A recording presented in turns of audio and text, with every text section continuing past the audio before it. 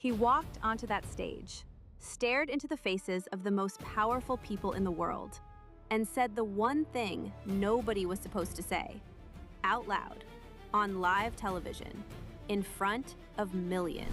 No one cares about movies anymore. No one goes to the cinema. No one really watches network TV. Everyone's watching Netflix.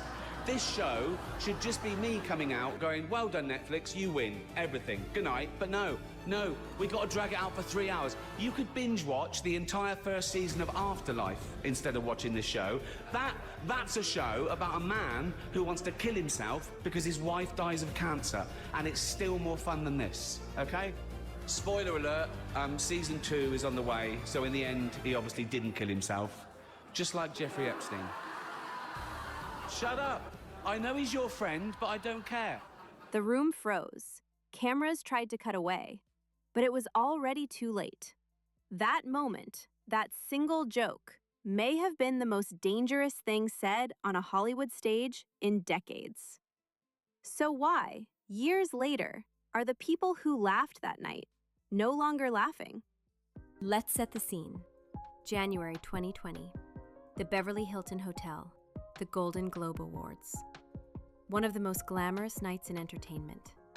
A room packed with the biggest names in film and television. Directors worth hundreds of millions. Actors with private jets and island estates.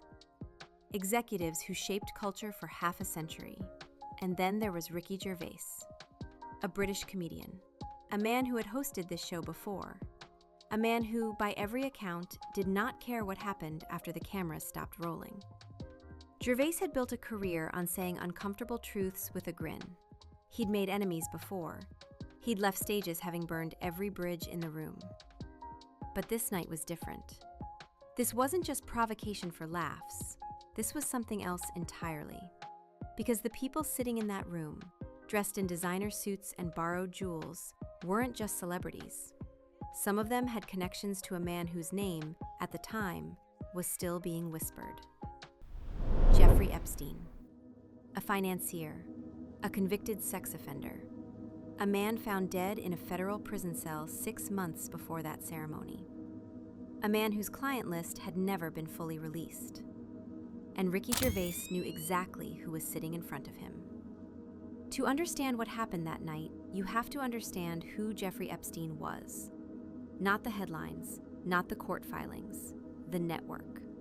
Epstein was not simply a wealthy man with bad habits. He was something more deliberate than that. He built relationships over decades with politicians, royalty, business people, and entertainers. He hosted dinners at his Manhattan mansion. He flew guests on his private jet. He invited the world's elite to his private island in the Caribbean. And for years, almost nobody talked about what happened there. The silence wasn't accidental.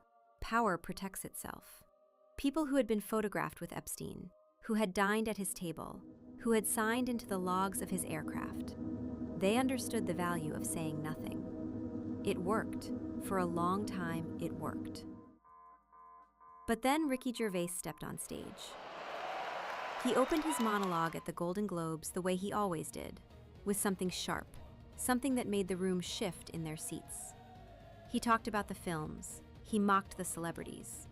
He delivered lines that seemed like jokes but landed like accusations. And then he said it, casually, almost offhandedly. He referenced a character in his own show who considered ending his life. And then, right there, in front of the cameras, in front of the crowd, he compared that character's survival to Jeffrey Epstein's.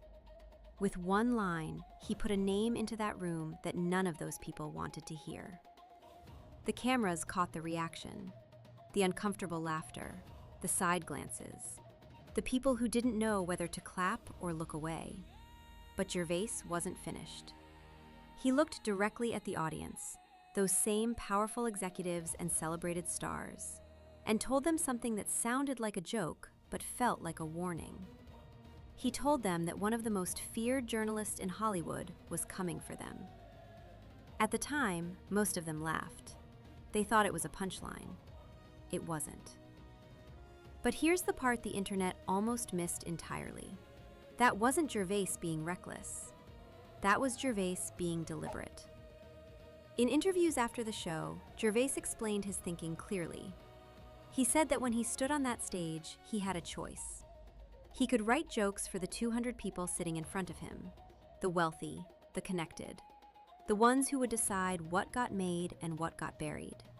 Or he could write for the 200 million people watching at home, the ones who didn't win awards, the ones who paid for the tickets, streamed the shows, and funded the entire machine, but had no seat at the table. For Gervais, it was an easy decision. He chose the audience. He always chose the audience. And what he gave that audience, whether they understood it at the time or not, was a mirror. A reflection of an industry that protected its own, that smiled for cameras while looking the other way, that flew on the same jets and attended the same parties and stayed quiet while the powerful preyed on the vulnerable. Now, years later, the files that everyone prayed would stay sealed are opening, page by page, name by name. And the picture emerging from those documents is not comfortable. Hundreds of unsealed pages, court filings, deposition transcripts, email chains referencing dinners, flights, introductions, and favors. The names in those documents include some of the most recognized people on the planet. And something strange began happening as those names surfaced. The people attached to them started disappearing from public life. Let's talk about Tom Hanks. For decades, he was something close to untouchable, the most trusted man in Hollywood, the guy who played a hero in almost everything he touched. His name appears in a 2013 email from Epstein's publicist. The context suggests a social connection, not a criminal one. Fact-checkers confirmed that no verified criminal allegation connects Hanks to Epstein. But that wasn't the story the internet told. Rumors spread that he had been denied entry to Greece, that he had given up his American citizenship, that there was something he was running from.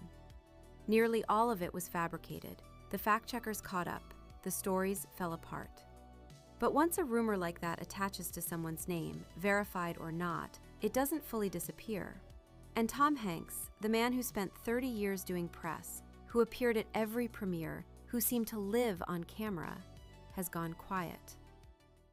Then there's Leonardo DiCaprio. Gervais had been poking at DiCaprio for years. Jokes about his preference for younger companions, jokes about his apparent resistance to aging, delivered on stage in front of the man himself. At the time, those jokes played as comedy. Now they read differently. DiCaprio's name surfaces in multiple documents from the Epstein files, not as a suspect, not in any criminal context, but as a name that appears in correspondence. Emails discussing possible introductions, dinner invitations, meeting requests. His representatives have stated clearly that he never met Epstein personally, never visited the island, never had phone contact. But the questions exist. And with hundreds of pages still sealed, they don't go away. And then there's Oprah Winfrey. For 4 decades, Oprah built something extraordinary. Trust, admiration, a platform unlike anything in media history. She was the person America turned to for sincerity. But survivors have made claims, unproven, civil in nature, not criminal convictions, that describe Oprah as someone who facilitated introductions between young women and wealthy men in Epstein's orbit. There is no criminal finding. There is no verdict, but the claims exist in sworn statements. And Oprah, a woman who spent her career in the spotlight, who built an empire by being visible, who rarely went a week without a media appearance, has substantially pulled back from public life. 3 names, 3 people who were in that room when Gervais warned them the walls were closing in. 3 people who have gone conspicuously quiet. Coincidence is possible, but coincidence has a limit. Here's what this story is actually about. It's not about any single celebrity. It's not even really about Jeffrey Epstein, not entirely. It's about the structure that made Epstein possible. For decades, certain circles in entertainment and finance operated under an unspoken rule. What happens among the powerful stays among the powerful. People built careers protecting that rule. Not because they were all guilty of the same things, but because the network of complicity was wide enough that many had something to protect. A dinner they attended, a flight they took, a favor they accepted. None of those things are crimes on their own, but they create silence. And silence, when it surrounds something as serious as what Epstein was doing, becomes a form of participation. Ricky Gervais understood this. He understood it because he was an outsider, a comedian who had not grown up inside that world, who did not owe his career to it, who had nothing to lose by naming what he saw. So he named it. Not with a report, not with a legal filing, with a joke. Because sometimes, in the right room, at the right moment, a joke cuts deeper than an accusation. It makes the target react, and their reaction tells you everything. Watch the tape from that night again. Watch the room when Gervais says Epstein's name. Watch the faces of the people who knew exactly who he was talking about. They didn't look offended. They looked afraid. Comment below. Do you think Ricky Gervais knew exactly what he was doing? Or did the truth catch up to what started as a punchline? Now we arrive at the present. The documents keep coming. Lawyers keep filing. Pages keep getting unsealed. And a story that powerful people spent years trying to contain is spreading in ways they cannot control. The irony is this: Epstein built his power on secrecy, on the assumption that the people involved would always have more to lose from the truth coming out than from staying silent. For a long time, he was right. But secrets have a half-life, and when the structure holding them together collapses, when the person at the center dies in a prison cell, when the files get ordered unsealed, when the internet connects every name to every flight log, there is no more controlling the story.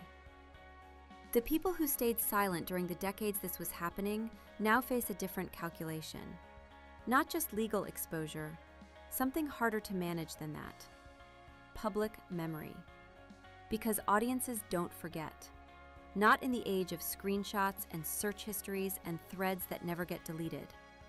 Every photo, every flight manifest, every email chain with a name in it, it all exists somewhere, and it will keep surfacing. The ones who went quiet thought silence would protect them. Maybe it will, but silence also looks like something. Ricky Gervais stood on a stage and told the truth, not because he had evidence, not because he was a journalist or an investigator, but because he was willing to say out loud what millions of people had already quietly suspected: that power protects power, that the loudest rooms are sometimes the most silent on the things that matter, that a joke, in the right room, at the right moment, can be the most honest thing said all night. The files are still coming out, the names are still surfacing, and the people who laughed that night in Beverly Hills are very, very quiet. So here's the question this story leaves us with. If the most powerful room in entertainment needed a comedian to say what journalists were afraid to print, what does that tell us about the systems we've built to hold the powerful accountable? And who's going to step up to say the next thing nobody is supposed to say?